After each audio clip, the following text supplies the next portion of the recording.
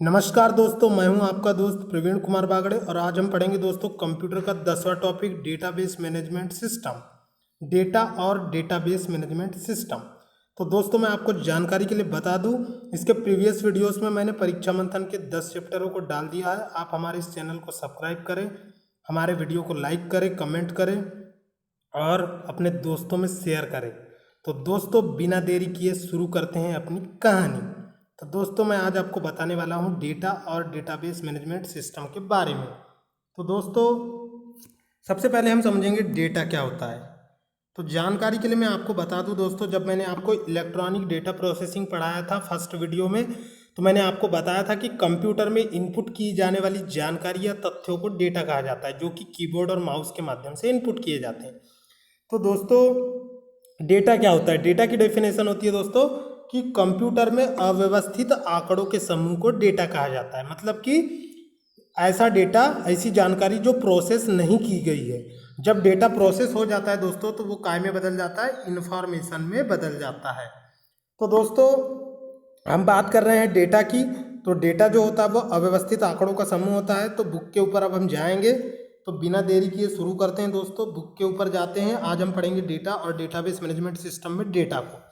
तो डेटा क्या होता है? डेटा जो होता है दोस्तों, डेटा तथ्य और सूचनाओं का अव्यवस्थित समूह होता है।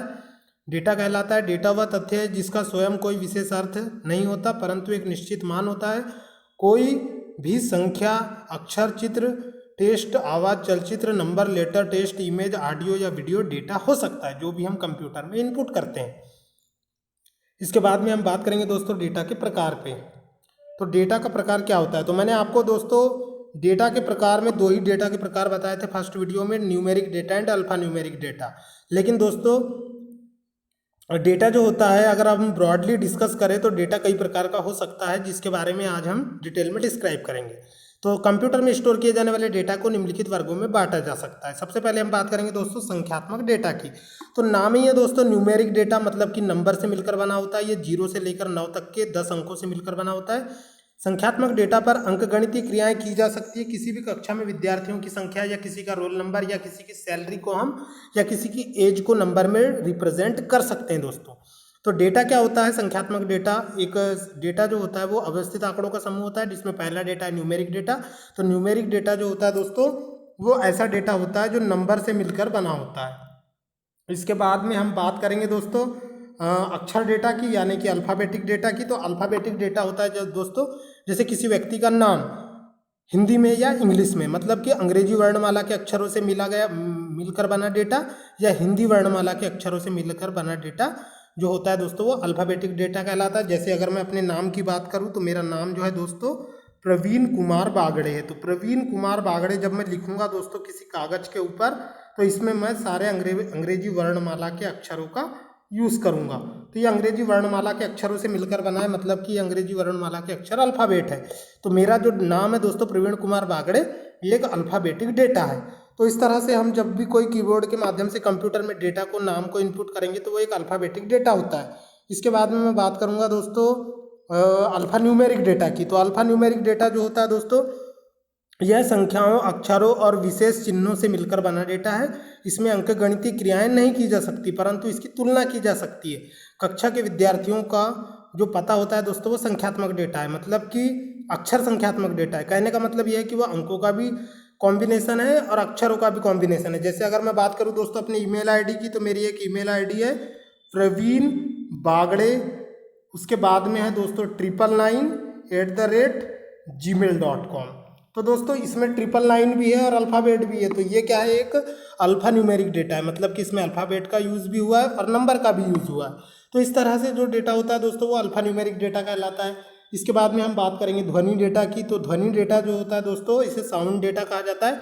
इसे कंप्यूटर पर स्टोर किए गए सभी प्रकार के आवाज़ व ध्वनि शामिल होती है। जैसे कि हम दोस्तों बात करेंगे बादशाह के नए सॉन्ग की। तो बादशाह का नया सॉन्ग है दोस्तों, कोई भी नया सॉन्ग हम ले सकते हैं, तो वो एक प्रकार का ध्वनि डेटा है दोस्तों। इस तरह हम बात करेंगे दोस्तों दर्शन रावल की, उसके भी बहुत सारे एल्बम्स हैं। तो ये सभी जो है, अगर हम अपने कंप्यूटर की मेमोरी में उसे ऐसे गानों को रखते हैं दोस्तों, तो वो क्या हो जाते हैं? एक प्रकार के ध्वनि डेटा होते हैं।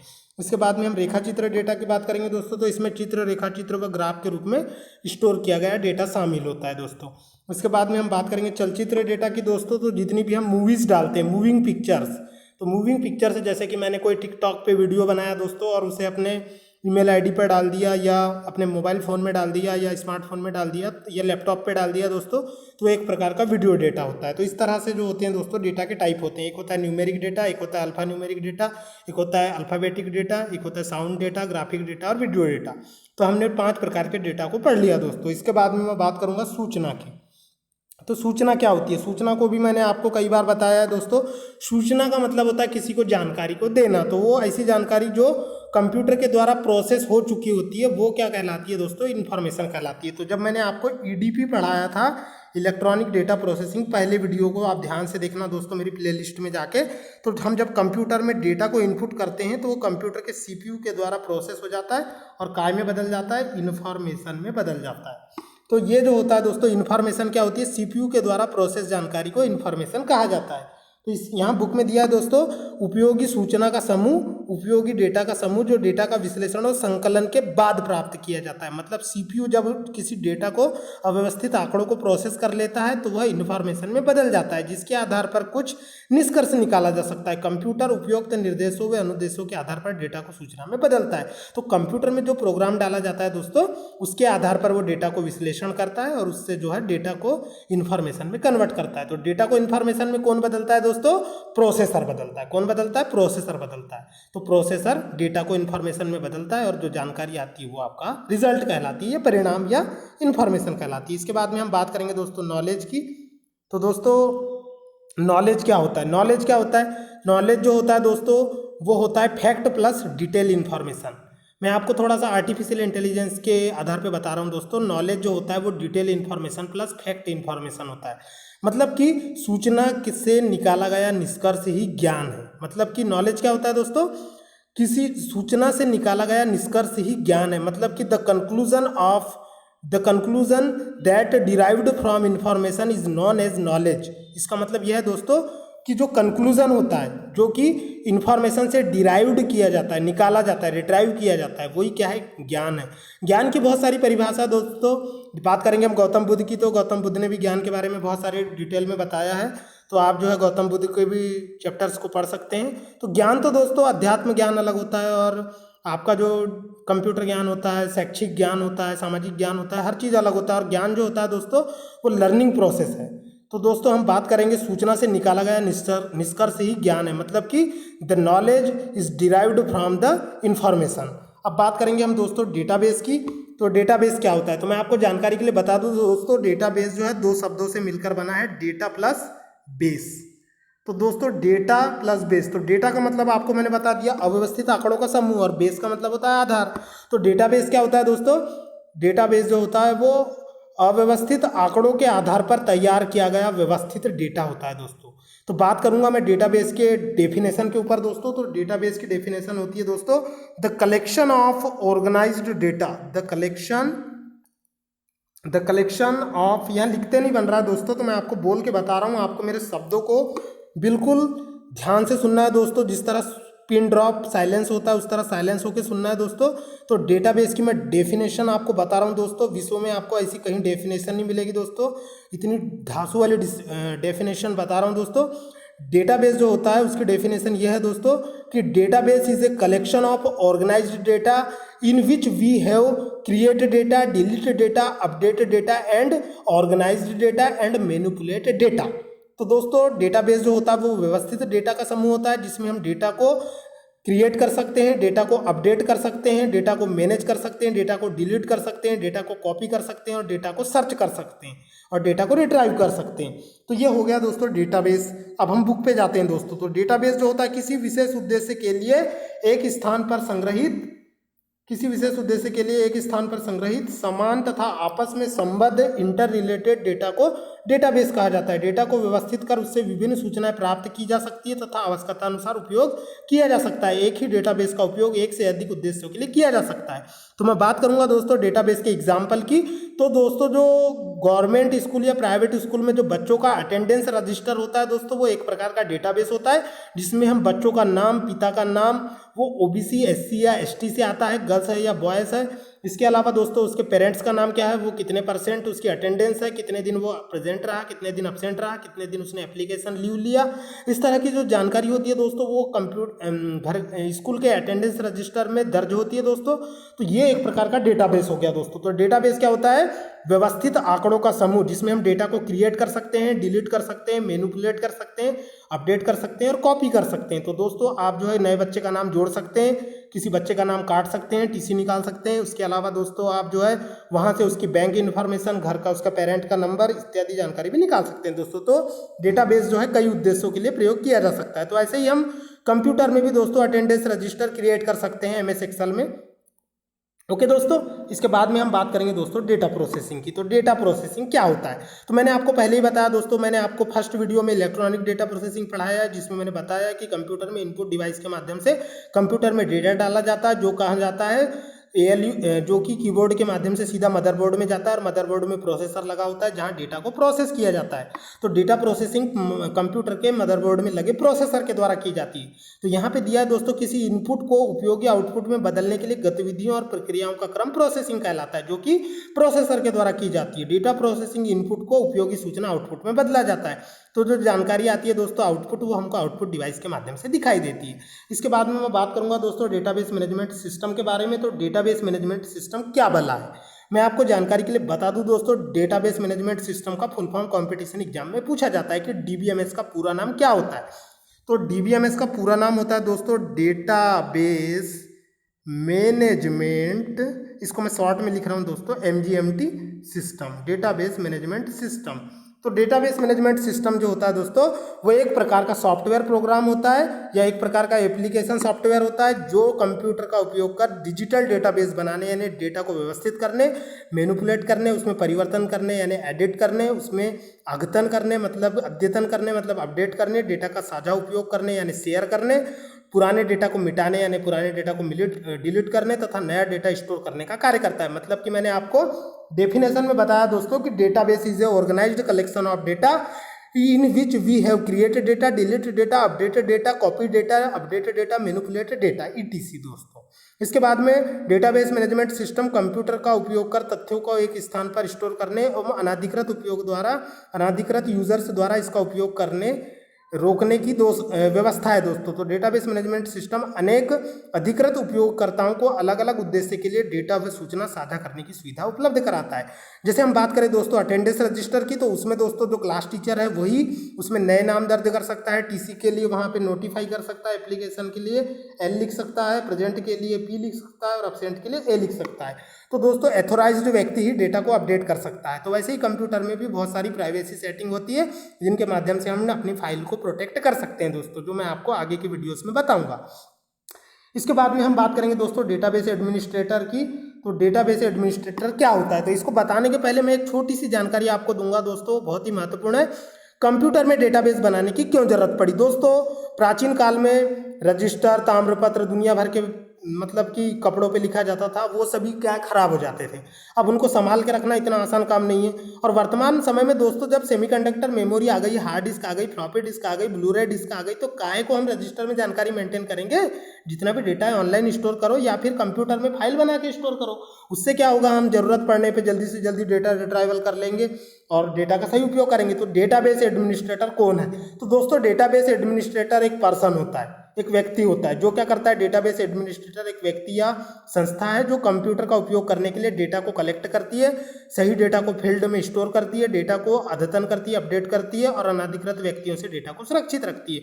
अगर मैं बात करूं दोस्तों डेटाबेस एडमिनिस्ट्रेटर की, तो संपूर्ण डेटा जो होता है दोस्तों उस पर नियंत्रण जो है डेटाबेस एडमिनिस्ट्रेटर का होता है। अगर मैं बात करूं दोस्तों हमारे लालबर्रा की, तो यहाँ पे बहुत सारे ऐसे स्कूल हैं जो अपने स्कूल का रिजल्ट, जैसे बात करूँ वैदिक कॉन्वेंट की, और जहाँ पे दोस्तों मैंने भी जॉब किया है टीचिंग की, तो दोस्तों वहाँ पर हम लोग जो रिजल्ट बनाते थे वो हम MS एक्सेल की फाइल में बनाते थे, जिसमें क्या होता है दोस्तों कि हम डेटा को स्टोर करते थे, क्रिएट करते थे, अपडेट करते थे और मैनिपुलेट करते थे। और उसमें कंप्यूटर टीचर को ही वहाँ जाने की अनुमति होती थी ताकि उसमें कोई गड़बड़ी ना आए। तो इस तरह से दोस्तों हम डेटा को व्यवस्थित और ऑर्गेनाइज्ड कर सकते हैं। तो इस तरह से हम कंप्यूटर का सदुपयोग भी कर सकते हैं दोस्तों।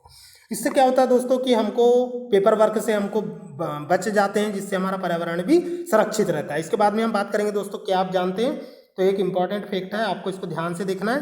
कंप्यूटर डेटाबेस सिस्टम में एंड यूज़र कौन है? तो कंप्यूटर सिस्टम में दोस्तों, कंप्यूटर डेटाबेस सिस्टम में एंड यूज़र वह व्यक्ति होता है जिसे कंप्यूटर का ज्ञान तो नहीं होता, परंतु वह डेटाबेस से उपयोगी सूचनाएं प्राप्त कर सकता है। तो दोस्तों, अगर मान लो कि किसी एक कंप्यूटर टीचर ने अगर किसी स्कूल का रिजल्ट बना लिया, तो कोई भी टीचर जाकर वहाँ के डेटाबेस में अपने स्कूल का सेक्शन नंबर, स्टूडेंट का नाम और रोल नंबर डाल के उसके डेटा को रिट्राइव करके एक पेपर पर प्रिंट कर सकता है दोस्तों। तो इस तरह से हो गया कंप्यूटर का यूटिलाइजेशन। दोस्तों आगे बढ़ते हैं, अब बात करेंगे दोस्तों हम कुछ मैं इंपॉर्टेंट फैक्ट बताने वाला हूं दोस्तों डेटाबेस के बारे में। सबसे पहले मैं बात करूंगा डेटा रिडंडेंसी या डेटा की पुनरावृत्ति। तो रिडंडेंसी का मतलब होता है दोस्तों पुनरावृत्ति।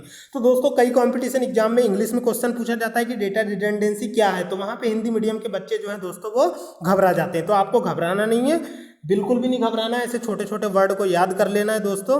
तो बात करेंगे हम डेटा रिडंडेंसी या डेटा की पुनरावृत्ति की। तो यदि एक ही डेटा दोस्तों एक से अधिक स्थानों पर स्टोर किया जाता है तो इसे डेटा रिडंडेंसी कहा जाता है दोस्तों, जिससे डेटा की पुनरावृत्ति होने पर डेटा में विसंगति या इनकंसिस्टेंसी होने की संभावना होती है दोस्तों, जिससे क्या होता है, स्टोरेज क्षमता की बर्बादी होती है। यदि किसी कंपनी के डेटाबेस में कर्मचारी का वेतनमान पेरोल में भी स्टोर किया गया है और बायोडाटा में भी स्टोर किया गया है, तो इससे क्या होगा दोस्तों, डेटा रिडंडेंसी कहा जाएगा। डेटाबेस में सभी डेटा एक ही स्थान पर स्टोर किया जाएगा, यानी कि डेटा को एक ही जगह पे रखेंगे, तो उससे क्या होगा दोस्तों, हमारा स्टोरेज स्पेस बचेगा। उदाहरण के लिए मैं इसे ऐसे बता सकता हूँ दोस्तों, जैसे हमने मान लो कि 8th क्लास का अटेंडेंस रजिस्टर तैयार किया, तो पहले हम तो क्या करते हैं दोस्तों, बच्चे का दाखिल खारिज नंबर, आधार कार्ड नंबर, बैंक पासबुक नंबर, पापा का नंबर और उनका जो भी जानकारी है ST SC OBC लिख देते हैं दोस्तों। लेकिन जो अंदर हम उपस्थिति दर्ज पंजी होती है दोस्तों, वहाँ पे क्या लिखते हैं, सिर्फ स्टूडेंट का नाम, पिता का नाम और सीधे डे वाइज अटेंडेंस दोस्तों। अगर वहाँ पर भी हम बैंक खाता नंबर बार बार हर पन्ने पे लिखेंगे तो उससे हमारा स्याही भी खर्च होगी, पेज भी खर्च होगा, और बार बार वही डेटा लिखने से क्या फायदा दोस्तों। तो वैसे कंप्यूटर की मेमोरी में भी कई डेटा ऐसा होता है दोस्तों, जिसको हमने अगर मान लो हर पन्ने में स्टोर कर दिया तो उससे तो मेमोरी का मतलब मिसयूज हो जाएगा दोस्तों। तो इसीलिए डेटा को कम से कम जगह पर रखो ताकि डेटा को ढूंढने में ज़्यादा प्रॉब्लम ना हो। इस तरह दोस्तों हम बात करेंगे अब डेटाबेस के नेक्स्ट विशेषता की दोस्तों। तो डेटा इनकंसिस्टेंसी या डेटा विसंगति क्या होती है। तो डेटा में अलग अलग स्थानों पर एक ही तथ्य का अलग अलग मान होना डेटा इनकंसिस्टेंसी कहलाता है दोस्तों। इससे एक ही विषय पर दो अलग अलग परिणाम प्राप्त हो सकते हैं। यदि किसी कंपनी में डेटाबेस में कर्मचारियों का वेतनमान 2 स्थानों पर स्टोर किया गया है और इसमें कोई परिवर्तन होने पर इसे दोनों स्थानों पर परिवर्तित किया जाना चाहिए दोस्तों। ऐसा नहीं होने पर एक ही डेटा के अलग अलग मान प्रदर्शित होंगे, इससे डेटा विसंगति या डेटा इनकंसिस्टेंसी कहा जाता है दोस्तों। डेटाबेस में डेटा की पुनरावृत्ति को रोककर डेटा विसंगति को समाप्त किया जाता है। तो इसे हम ऐसे समझ सकते हैं दोस्तों, जैसे मान लो कि दोस्तों किसी स्टूडेंट का मोबाइल नंबर हमने रजिस्टर में इनपुट किया दोस्तों, और उसका मोबाइल नंबर मान लो चेंज हो जाता है, तो हमें दोस्तों उसके नंबर को तुरंत ही अपडेट कर देना चाहिए और पुराने नंबर को भी डिलीट करके वहाँ नया नंबर फीड कर देना चाहिए दोस्तों। ऐसा करने से क्या होगा कि जब भी हम उस स्टूडेंट के रिकॉर्ड को निकालेंगे तो उसका जो करंट नंबर है वही शो होना चाहिए। अगर आप जो है अलग अलग इन्फॉर्मेशन है एक ही व्यक्ति की रखोगे दोस्तों, तो उससे क्या होगा कि डेटा इनकंसिस्टेंसी या डेटा विसंगति होगी। फिर आप सोचोगे कि ये नंबर चालू है कि ये नंबर चालू है। इस प्रकार की प्रॉब्लम से बचने के लिए दोस्तों कंप्यूटर में डेटाबेस में डेटा इनकंसिस्टेंसी का विशेष ध्यान रखा जाता है दोस्तों। किसी भी डेटाबेस में डेटा इनकंसिस्टेंसी या डेटा रिडंडेंसी जितनी कम होगी, डेटाबेस आपका उतना अच्छा होगा दोस्तों। इसके बाद में हम बात करेंगे दोस्तों डेटा सिक्योरिटी की। तो डेटा सिक्योरिटी तो दोस्तों सुरक्षा एक महत्वपूर्ण मुद्दा है। बात करें भारत चाइना की या भारत पाकिस्तान की, कोई भी देश की दोस्तों, तो डेटा सिक्योरिटी उतनी ही जरूरी है जैसे हमारे देश की आंतरिक सुरक्षा जरूरी है दोस्तों। तो बात करेंगे हमने कंप्यूटर में अगर कोई डेटाबेस तैयार किया है दोस्तों, तो डेटा को हमें ऐसा रखना चाहिए ताकि कोई दूसरा व्यक्ति उसमें छेड़छाड़ ना कर सके दोस्तों। तो डेटा को गलत तरीके से मॉडिफाई ना किया जा सके और ना ही डेटा को नष्ट या डिलीट किया जा सके। डेटा की सुरक्षा के लिए उपयोगी डेटा को डेटा तक पहुंच उपलब्ध कराने के लिए एथोराइजेशन चेक किया जाता है दोस्तों। तो बात करें हम दोस्तों अपने मोबाइल फ़ोन की, तो आज के समय में दोस्तों हर बच्चे के पास मोबाइल है और हर मोबाइल में पासवर्ड डाला होता है दोस्तों। जिस मोबाइल में पासवर्ड नहीं डाला समझ लो दोस्तों वही बच्चा शरीफ है दोस्तों। तो बात करेंगे हम दोस्तों डेटा रिडंडेंसी की। तो बात करेंगे हम दोस्तों डेटा सिक्योरिटी की। तो डेटा सिक्योरिटी एक ऐसा कॉन्सेप्ट होता है दोस्तों कि हमने जो डेटाबेस तैयार किया है उसे हम ही एडिट कर सके, हम ही डिलीट कर सके, हम ही क्रिएट कर सके। तो डेटा में प्राइवेसी के फीचर्स को डालना ही डेटा सिक्योरिटी कहलाता है दोस्तों। आगे बढ़ते हैं दोस्तों डेटा की विश्वसनीयता पे। तो डेटा की इंटेग्रिटी भी कहा जाता है। इंटेग्रिटी का मतलब होता है दोस्तों विश्वसनीयता या एकता। तो अगर आपका डेटाबेस में प्रत्येक मान सही और विश्वसनीय है दोस्तों, तो डेटाबेस सॉफ्टवेयर डेटा के संभव मानों की जांच करता है, परंतु डेटा स्टोर करने से पहले इस बात की भी जांच कर लेना चाहिए दोस्तों कि डेटा की पुनरावृत्ति तो नहीं हो रही है। अगर डेटा की पुनरावृत्ति हो रही है दोस्तों, तो डेटा की विश्वसनीयता प्रभावित होती है। इसके बाद में आत्मनिर्भर डेटा। तो वर्तमान समय में दोस्तों आत्मनिर्भर के ऊपर बहुत से कॉन्सेप्ट चल रहे हैं, आप तो जानते हैं, मैं बोलूँगा नहीं दोस्तों। तो हमें भी आत्मनिर्भर बनना चाहिए। वैसे दोस्तों कंप्यूटर के डेटाबेस में आत्मनिर्भर डेटा होता है, मतलब कि डेटाबेस में स्टोर किए गए प्रत्येक डेटा की वैल्यू जो है दोस्तों वो आत्मनिर्भर होना चाहिए। इसका मतलब ये है कि अगर हमें किसी डेटा की ज़रूरत है तो उसके लिए हमें दूसरे डेटा पर एक्सेस करने की ज़रूरत ना पड़े, डायरेक्ट रिट्राइवल हो जाए दोस्तों। इसके बाद में हम बात करेंगे प्राइवेसी ऑफ डेटा, मतलब कि डेटा की गोपनीयता। तो डेटाबेस में डेटा की गोपनीयता बनाए रखने के लिए यह निर्धारित किया जाता है कि कौन सा डेटा को किस समय तक देख सकता है या व्यू कर सकता है या मॉडिफाई कर सकता है। इस प्रकार किसी महत्वपूर्ण या व्यक्तिगत सूचना को गोपनीयता सुनिश्चित की जाती है दोस्तों। तो प्रत्येक डेटाबेस में इस बात का विशेष ध्यान रखा जाता है कि कौन व्यक्ति उस डेटा को एक्सेस कर सकता है। अब मैं बात करूंगा दोस्तों डेटाबेस की प्रकृति के ऊपर, द कैरेक्टरिस्टिक्स ऑफ डेटाबेस। तो डेटाबेस की विशेषताएं क्या होती है दोस्तों? सबसे पहले हम बात करेंगे दोस्तों डेटाबेस की विशेषताएं। तो डेटाबेस ऐसा होना चाहिए दोस्तों जिसमें डेटा रिडंडेंसी यानी डेटा की पुनरावृत्ति न्यूनतम होना चाहिए। उसके बाद में दूसरा विशेषता है दोस्तों डेटाबेस में डेटा इनकंसिस्टेंसी या डेटा विसंगति नगण्य होनी चाहिए। मतलब कि दोस्तों अगर किसी स्टूडेंट का रिकॉर्ड अगर आपने स्कूल के रजिस्टर में रखा है तो उसकी डेट ऑफ बर्थ सभी रजिस्टरों में एक समान होना चाहिए दोस्तों, नहीं तो पता चला पहली, दूसरी, तीसरी, चौथी, पाँचवीं, छठवीं, सातवीं तक के डेट ऑफ बर्थ 1 जनवरी 2000 है और फिर दोस्तों 8वीं के रजिस्टर में 2 जनवरी 1000 है। ऐसा आ गया दोस्तों 2 जनवरी 2000 है। तो इस तरह से दोस्तों अगर एक भी डेटा अगर आपका अलग हो जाता है तो उससे डेटा इनकंसिस्टेंसी उत्पन्न हो जाती है दोस्तों, जिससे क्या होता है डेटा को मैनेज करने में प्रॉब्लम होती है। इसके बाद में मैं बात करूंगा दोस्तों तीसरी विशेषता की डेटाबेस की। तो डेटा विभिन्न उपयोगकर्ताओं द्वारा अलग अलग उद्देश्यों में प्रयोग के लिए उपलब्ध होना चाहिए दोस्तों। इसके बाद में डेटा का प्रत्येक मान एक दूसरे से स्वतंत्र होना चाहिए, मतलब कि आत्मनिर्भर होना चाहिए, इंडिपेंडेंट होना चाहिए दोस्तों। प्रत्येक डेटा का मान करेक्ट होना चाहिए दोस्तों। किसी भी स्टूडेंट का एक भी नंबर, आधार कार्ड नंबर भी गलत हो जाता है दोस्तों तो उसका भविष्य खराब हो सकता है। मतलब कि कंप्यूटर में भी अगर आप डेटाबेस बना रहे हो तो प्रत्येक वैल्यू को आपको करेक्ट रखना है दोस्तों। इसके बाद में नेक्स्ट विशेषता दोस्तों डेटाबेस अनाधिकृत व्यक्तियों से सुरक्षित होना चाहिए। मतलब कि आपने जो भी डेटाबेस फाइल कंप्यूटर में क्रिएट की है उसमें आप पासवर्ड प्रोटेक्टेड रखना चाहिए दोस्तों। इसके बाद में हम बात करेंगे दोस्तों डेटा रिकॉर्ड करने के विभिन्न स्तर के बारे में दोस्तों। तो डेटा रिकॉर्ड करने के विभिन्न स्तर, यहाँ पर एक आपको एक डायग्राम दिख रहा है दोस्तों। सबसे पहले बीट है, फिर कैरेक्टर है, फिर फील्ड है, फिर रिकॉर्ड है, फिर फाइल है, फिर डेटाबेस है। तो मैं इसके बारे में आपको थोड़ा सा नॉलेज दूंगा दोस्तों। Bit is the smallest unit for data storage. तो मैंने आपको मेमोरी पढ़ाया दोस्तों, बिट का पूरा नाम बाइनरी डिजिट होता है और बिट जो होता है वो कंप्यूटर में डेटा स्टोर करने की सबसे छोटी इकाई होती है जो 0 और 1 को स्टोर करती है दोस्तों। इसके बाद मैं बात करूंगा कैरेक्टर की दोस्तों। तो 8 बिट से मिलकर 1 कैरेक्टर बनता है।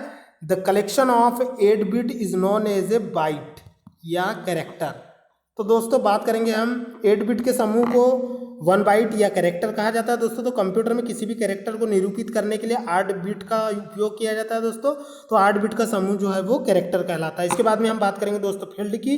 तो फील्ड जो होता है दोस्तों the collection of character is known as field. तो कंप्यूटर में जो फील्ड होती है दोस्तों वो किसी एक रिकॉर्ड के एट्रीब्यूट को कहा जाता है दोस्तों। इसके बाद में हम बात करेंगे रिकॉर्ड की दोस्तों। तो रिकॉर्ड जो होता है वो कलेक्शन ऑफ फील्ड होता है दोस्तों, मतलब कि विभिन्न फील्ड के समूह को रिकॉर्ड कहा जाता है। और फाइल जो होता है दोस्तों वो कलेक्शन ऑफ रिकॉर्ड होता है और डेटाबेस जो होता है दोस्तों वो कलेक्शन ऑफ सिमिलर फाइल्स होता है। तो इस तरह से दोस्तों आपका ये चार्ट कंप्लीट हो गया। इसके बाद में हम इसको थोड़ा सा डिस्कस करते हैं दोस्तों, डिटेल में डिस्क्राइब करूंगा मैं बिट। तो डिजिटल डेटा की सबसे छोटी और मूल इकाई यानी कि बेसिक यूनिट को बिट कहा जाता है, जिसे बिट का पूरा नाम बाइनरी डिजिट होता है। किसी भी डिजिटल डेटा को कंप्यूटर मेमोरी में बिट के रूप में स्टोर किया जाता है। इसके बाद में मैं बात करूंगा दोस्तों कैरेक्टर की। तो बिट या एक बाइट या किसी एक कैरेक्टर को निरूपित करते हैं। तो कैरेक्टर सबसे छोटी और मूलभूत इकाई है जिसे मनुष्य समझ सकता है, मतलब कि जो कैरेक्टर होते हैं दोस्तों उसे मनुष्य समझ सकता है। इसके बाद में हम बात करेंगे दोस्तों फील्ड की। तो डेटाबेस में डेटा जो होते हैं वो डेटा के मान जिस स्थान पर स्टोर किए जाते हैं उन्हें फील्ड कहा जाता है। फील्ड में सूचनाओं को टेबल और रो के रूप में व्यवस्थित किया जाता है। फील्ड कैरेक्टरों का अर्थपूर्ण संग्रह है। डेटा प्रोसेसिंग में फील्ड सबसे छोटी लॉजिकल इकाई है जिसका मान या अर्थ होता है दोस्तों। इसके बाद में मैं बात करूंगा दोस्तों रिकॉर्ड के बारे में। तो रिकॉर्ड जो होता है दोस्तों कंप्यूटर में अलग अलग फील्ड में स्टोर किए गए डेटा के समूह को रिकॉर्ड किया जाता है। तो मैं आपको एक टेबल बना के बता रहा हूँ दोस्तों, ये टेबल होती है इस तरह से यहाँ सीरियल नंबर होता है, यहाँ स्टूडेंट नेम होता है, यहाँ पे उसकी एज होती है। तो बात करूँगा दोस्तों सीरियल नंबर 1 2, यहाँ स्टूडेंट अजय सिद्धार्थ, इसके बाद में उसकी एज है 19 20। तो इस टाइप से जो दोस्तों मैंने ये जो टेबल बनाई है दोस्तों, इसमें ये क्या होती है, रो होती है, और ये क्या होते हैं, कॉलम होते हैं। तो रो को दोस्तों टपल भी कहा जाता है और कॉलम को एट्रीब्यूट या फील्ड भी कहा जाता है। तो टेबल क्या होती है दोस्तों, रो और कॉलम का समूह होती है। और इसमें दोस्तों रिकॉर्ड जो होते हैं, जैसे ये 1 है, ये अजय है, उसकी एज 19 है, तो ये क्या है दोस्तों, रिकॉर्ड है। ये 3 रिकॉर्ड के समूह को एक ही फील्ड में स्टोर, 3 रिकॉर्ड के समूह को फील्ड कहा जाता है दोस्तों। यहाँ लिखा हुआ है कि फील्ड जो है डेटाबेस में मूल डेटा के मान जिस स्थान पर स्टोर किए जाते हैं उन्हें फील्ड कहा जाता है। फील्ड में सूचनाओं को रो या कॉलम में व्यवस्थित किया जाता है। फील्ड कैरेक्टरों का अर्थपूर्ण समूह होता है। डेटा प्रोसेसिंग में फील्ड सबसे छोटी लॉजिकल इकाई है जिसका कुछ मान या अर्थ होता है। इसके बाद में हम बात करेंगे दोस्तों रिकॉर्ड की।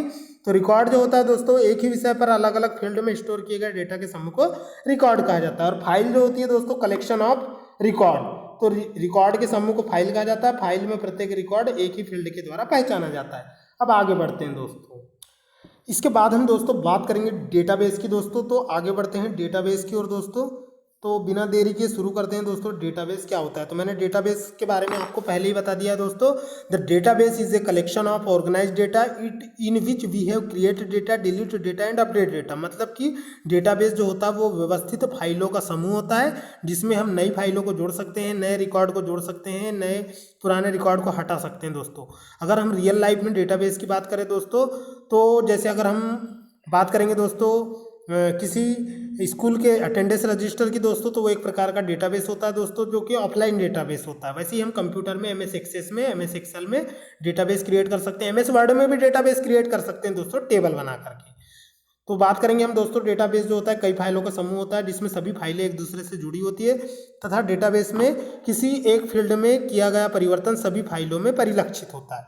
अब बात करेंगे दोस्तों डेटाबेस मैनेजमेंट सिस्टम में प्रयुक्त मॉडलों की। तो मॉडल क्या होता है, मॉडल का मतलब होता है दोस्तों, जैसे अगर हम बात करें ग्लोब की, तो ग्लोब क्या होता है दोस्तों, ग्लोब जो होता है वो पृथ्वी का एक प्रारूप होता है। उसी तरह दोस्तों डेटाबेस भी क्रिएट करने के अनेकों मॉडल होते हैं, अनेक प्रकार के डिज़ाइन होती है, खांचे होते हैं जिसमें हम डेटाबेस को अलग अलग तरीक़ों से डिफाइन कर सकते हैं दोस्तों।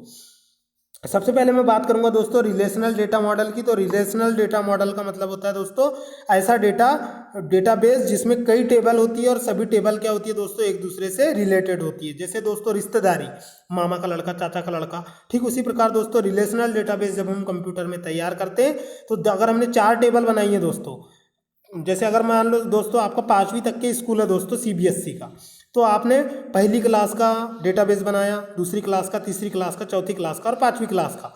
तो उसमें हम दोस्तों रिलेशन कैसे स्थापित करेंगे। अगर 2 स्टूडेंट है दोस्तों और दोनों भाई बहन है, तो एक ही पेरेंट का नाम 2 जगह आएगा दोस्तों, तो वो दोनों टेबल एक दूसरे से क्या हो जाएगी, इंटर रिलेट हो जाएगी। तो इस तरह से रिलेशनल डेटाबेस भी हम तैयार कर सकते हैं।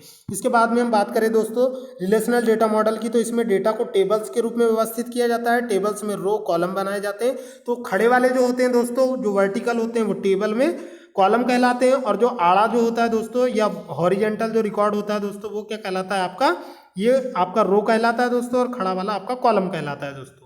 इसके बाद में हम बात करेंगे दोस्तों रिलेशनल डेटाबेस मॉडल की। तो इसमें दोस्तों विभिन्न प्रकार के जो कॉलम होते हैं उन्हें एट्रीब्यूट भी कहा जाता है या फील्ड भी कहा जाता है, और जो आपकी रो होती है दोस्तों उसे टपल या एक पूरे रो के समूह को रिकॉर्ड भी कहा जाता है दोस्तों। इसके बाद में हम बात करेंगे दोस्तों, इसमें स्ट्रक्चर्ड क्वेरी लैंग्वेज का प्रयोग किया जाता है, जो कि डोमेन स्पेसिफिक लैंग्वेज कहलाती है दोस्तों, जो कि चौथी पीढ़ी की लैंग्वेज है दोस्तों, जो कि मैंने प्रीवियस वीडियो में आपको बताया है दोस्तों।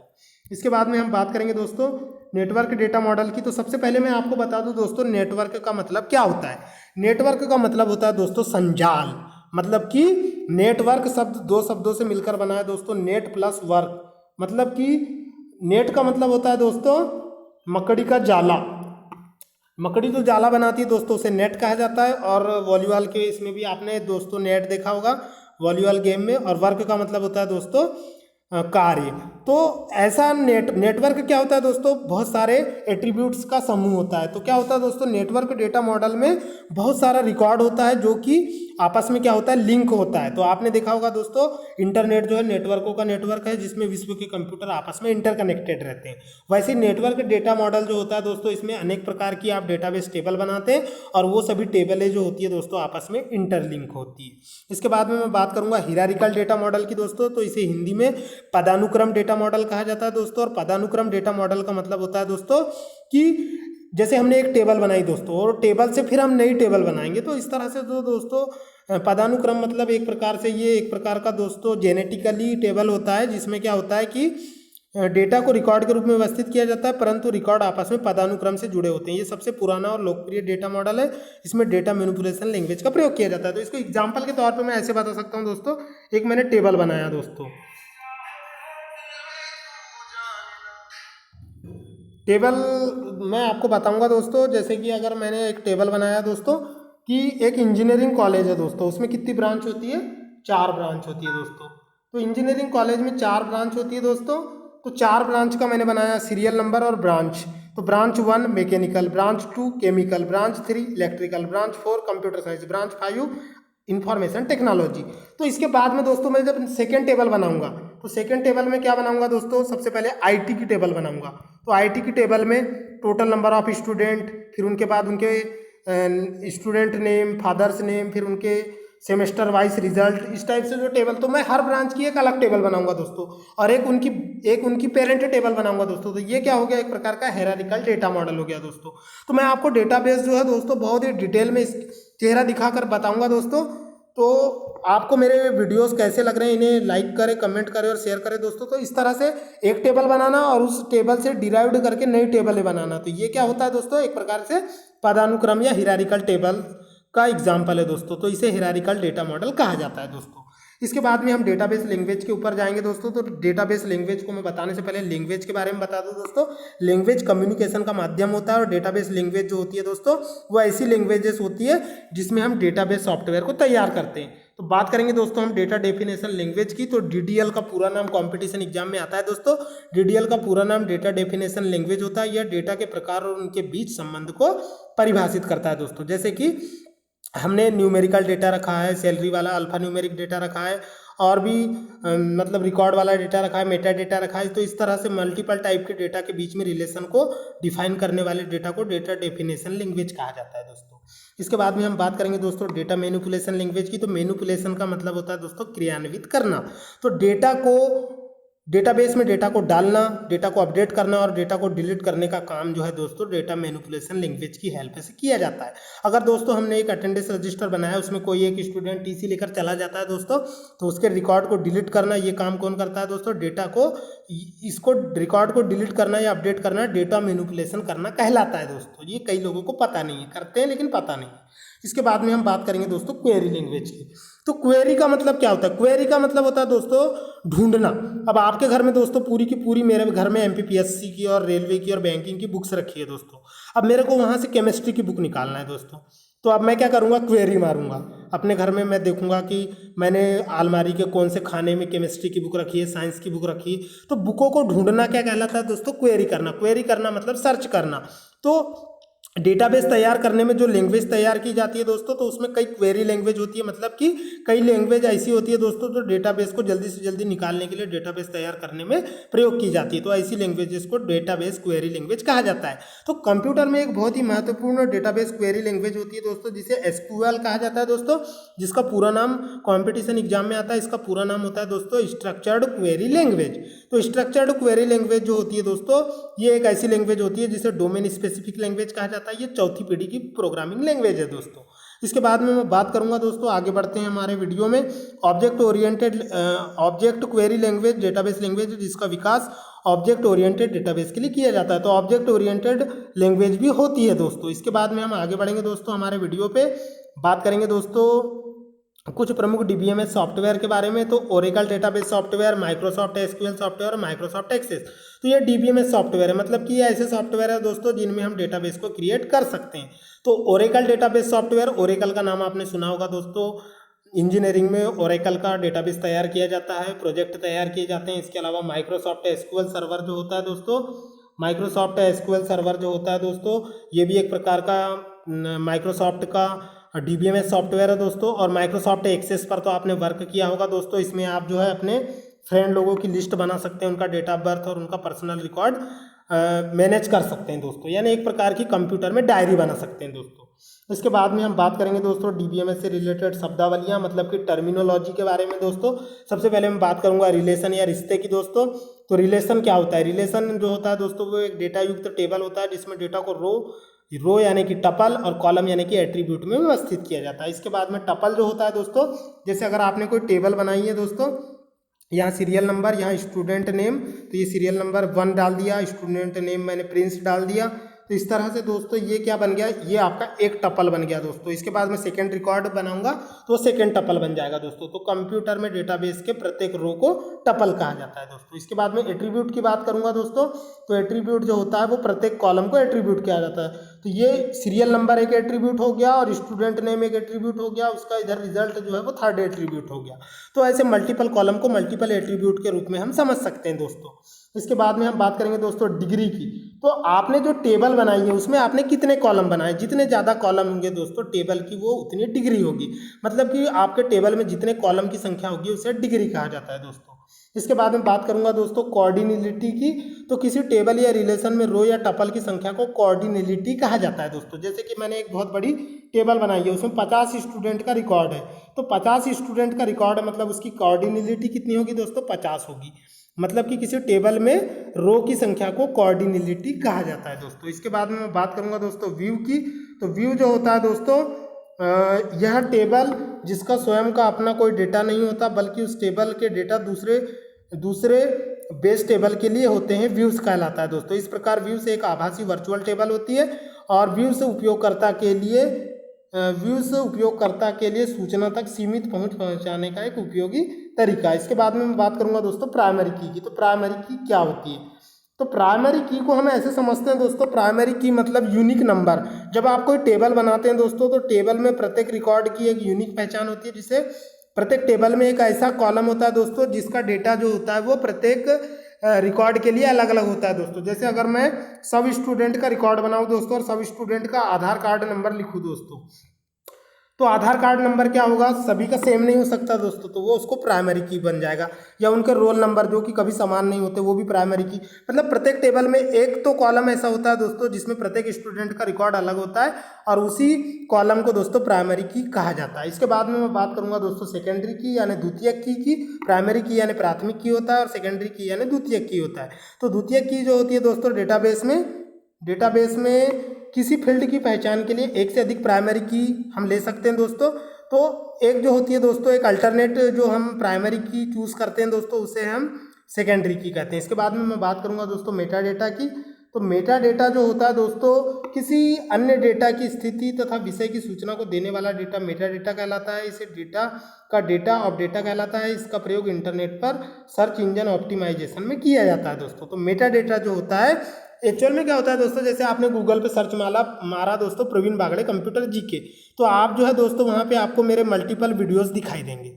आप इसे ट्राई भी कर सकते हैं दोस्तों। आप जो है यूट्यूब में जाना या गूगल में जाना, वहाँ पे आप उसमें टाइप करना प्रवीण बागड़े कंप्यूटर जीके, तो आपको मेरे मल्टीपल वीडियोस दिखाई देंगे दोस्तों। मतलब कि जो गूगल सर्च इंजन है वो मेरे वीडियोस के सर्च रिजल्ट को ऑप्टिमाइज करेगा दोस्तों, मतलब मल्टीपल रिजल्ट आपको शो करेगा। तो वो जो मल्टीपल रिजल्ट की आपको लिस्ट दिख रही है वही मेटा डेटा है दोस्तों। तो इस तरह से दोस्तों मेटा डेटा होता है जो डेटा को मैनेज करता है। मतलब आप किसी रिकॉर्ड को सर्च मारते हैं तो उससे रिलेटेड सारे रिकॉर्ड की लिस्ट आपको शो होने लगती है। तो ये था दोस्तों मेटा डेटा। तो इस तरह से मेरा वीडियो यहाँ पर कंप्लीट हुआ दोस्तों। आपने मेरे वीडियो को पूरा देखा, मैं आपका बहुत बहुत धन्यवाद करता हूँ दोस्तों। तो मैं था आपका दोस्त प्रवीण कुमार बागड़े। मेरा वीडियो आपको कैसा लगा दोस्तों आप कमेंट करके मुझे ज़रूर बताएं ताकि मुझे लगे कि मैं सही जा रहा हूँ। तो दोस्तों हम तो बस निकल पड़े हैं मंजिल की ओर।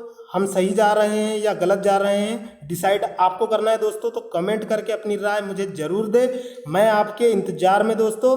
मिलते हैं अगले वीडियो में, तब तक के लिए टाटा बाय बाय, खुदा हाफिज़ दोस्तों। खुदा आपको सलामत रखे दोस्तों।